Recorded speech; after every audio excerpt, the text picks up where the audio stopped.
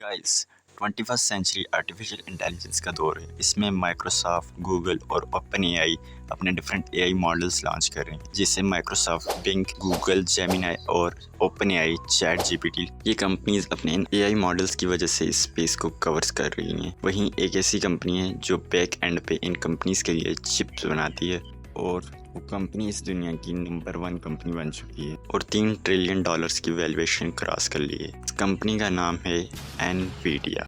Nvidia AI hardware का leader कैसे बना, इसके लिए चलते हैं वक्त में थोड़ा पीछे। 90s के स्टार्ट में गेमिंग इंडस्ट्री में बूम आया और हर कोई पीसी गेमिंग करना चाहता था, लेकिन इशू ये था कि उस टाइम सारे कंप्यूटिंग टास्क सीपीयू के थ्रू कंट्रोल होते थे और सीपीयू स्लो था।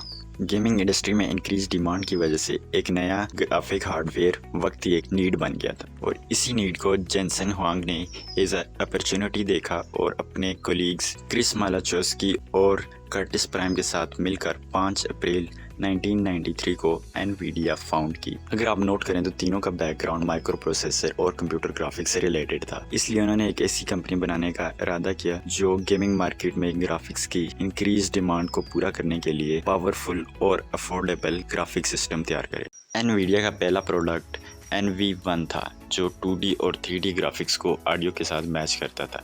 अगरचे ये कमर्शियली इतना सक्सेसफुल नहीं था, लेकिन इसने फ्यूचर इनोवेशन के लिए राहें हमवार कर दी। इसके बाद एनवीडिया ने 1997 में रीवा 128 लॉन्च किया, जिसने ग्राफिक कार्ड मार्केट में एनवीडिया की ग्रिप मजबूत कर दी। लेकिन जो असल गेम चेंजर था वो एनवीडिया का GPU GeForce 2556 जो कि 1999 में रिलीज हुआ। ये दुनिया का पहला GPU यानी ग्राफिक प्रोसेसिंग यूनिट था। अभी तक हमने गेमिंग और ग्राफिक्स की बात की, लेकिन रुको, हमने तो एआई की बात करनी थी। तो ये वही जगह है जहाँ से एआई का एवोल्यूशन स्टार्ट। आपके जहन में एक सवाल आया होगा कि GPU और एआई का क्या ताल्लुक है। देखो, एआई या मशीन लर्निंग के लिए एक ही टाइम में थाउजेंड्स ऑफ टास्क परफॉर्म करने पड़ते हैं और ये चीज़ अचीव हो सकती है सिर्फ GPU के थ्रू, क्योंकि जो उस टाइम CPU अवेलेबल था वो सिंगल टाइम में एक ही टास्क परफॉर्म कर सकता था। अगर हम मॉडर्न डे में भी देखें, जो हम CPU मल्टीटास्किंग करते हैं, या तो उनके कोर ज़्यादा होते हैं या उनमें GPU सिस्टम लगा हुआ था। अब हम चलते हैं the most important thing, CUDA, जो कि एनवीडिया ने 2007 में लॉन्च किया। CUDA stands for compute unified device architecture. CUDA एक पैरेलल कंप्यूटिंग और प्रोग्रामिंग मॉडल है जिसके तहत प्रोग्रामर्स जो हैं वो GPU को जनरल पर्पस प्रोसेसिंग के लिए यूज़ करते हैं। इससे जो GPU थे उनका यूज़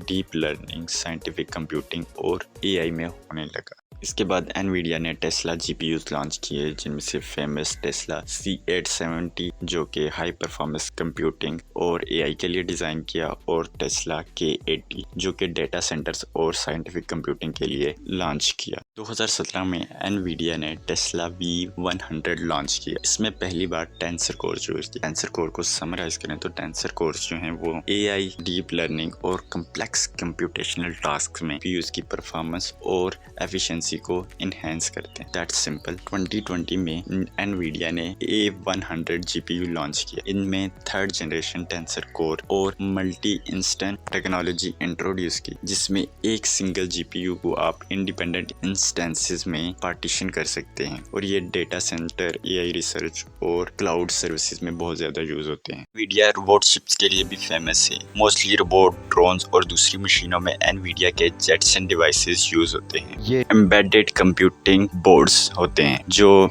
कंप्यूटर हार्डवेयर और सॉफ्टवेयर को यूज करके मिनिमल ह्यूमन इंटरवेंशन के साथ किसी भी टास्क को परफॉर्म करते हैं। जेटसन डिवाइसेस के 3 मॉडल्स होते हैं, जेटसन नैनो, जेटसन TX2 और जेटसन शेवियर। और जो जेटसन शेवियर है यही हमारे पास रोबोट्स और ऑटोनॉमस मशीन्स में यूज होता है। इसके अलावा हमारे पास एनवीडिया का DGX सिस्टम होता है जो रिसर्च में यूज होता है। जैसे आपने नोट किया होगा कि एनवीडिया AI फील्ड्स में AI मॉडल्स के लिए चिप बनाने से लेकर रोबोट्स, ड्रोन्स, हर चीज के लिए चिप्स बना रहा है और इस तरह AI के फील्ड में एक लीडर बना हुआ है। आई होप आपने ये वीडियो एंजॉय की होगी। आज के लिए इतना ही, मिलते हैं नेक्स्ट वीडियो में। Thanks for watching.